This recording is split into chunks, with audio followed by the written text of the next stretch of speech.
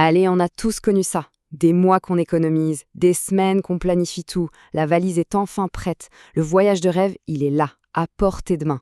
Et puis, au moment de vérifier le statut du vol, un mot s'affiche et tout s'écroule.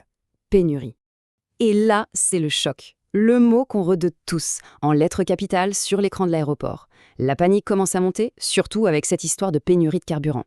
On s'imagine tout de suite que l'avion ne décollera jamais et que les vacances tombent à l'eau. C'est la question qui vient tout de suite à l'esprit, évidemment. Est-ce que les vacances sont fichues? Et surtout, est-ce que l'argent est perdu? Tout cet effort, cette attente, on a l'impression que tout s'est évaporé en une seconde. Bon, cette peur de l'annulation, elle est tout à fait légitime. Mais aujourd'hui, on est là pour y voir plus clair, avec des infos concrètes et surtout rassurantes. Alors, on va décortiquer tout ça pour comprendre ce qui se passe vraiment dans ces cas-là. Parce que oui, il y a une bonne nouvelle et elle est de taille. L'argent des billets est protégé.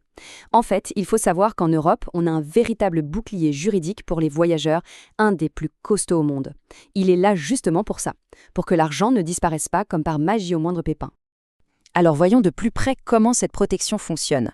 Parce que ce ne sont pas juste de belles paroles, ce sont de vraies lois bien concrètes qui sont là pour défendre les droits des passagers. Et quand on entend ça, ça pèse. Ce sont les mots du commissaire européen au transport lui-même.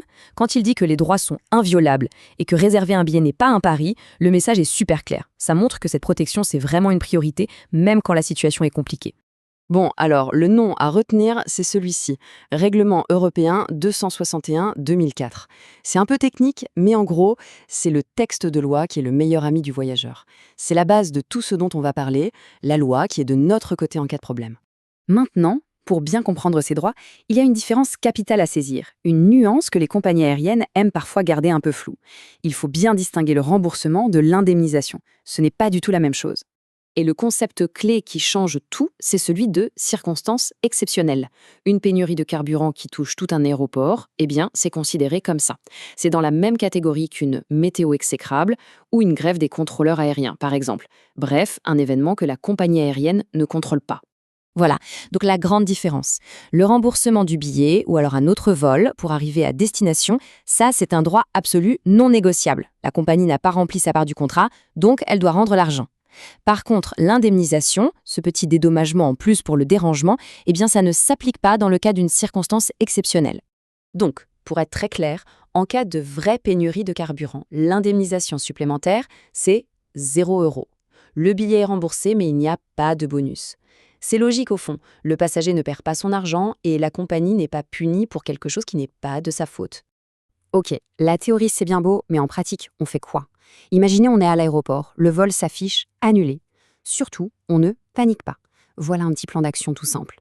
3 réflexes à avoir. Premièrement, on garde des preuves de tout. On prend une photo du tableau d'affichage, on garde précieusement l'email ou le SMS d'annulation. Deuxièmement, on va voir la compagnie et on exige l'assistance à laquelle on a droit. Et troisièmement, on se montre ferme sur ses droits en matière de remboursement.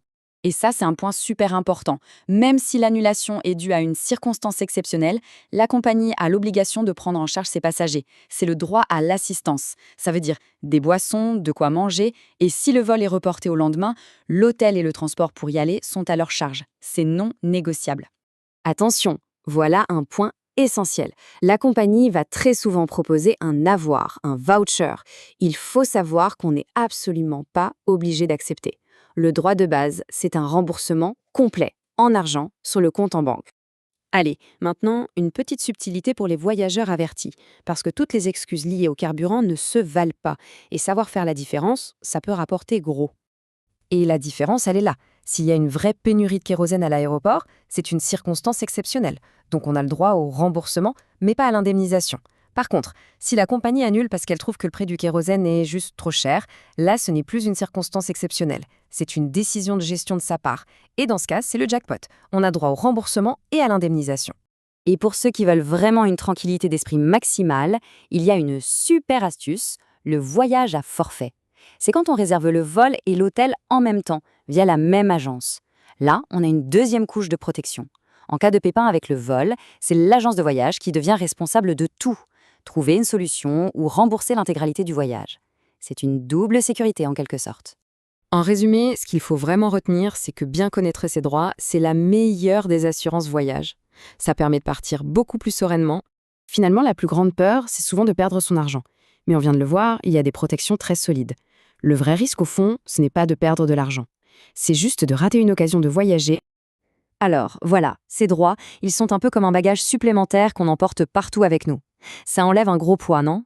Finalement, le seul risque qu'on prend en voyageant, c'est de revenir avec trop de bons souvenirs.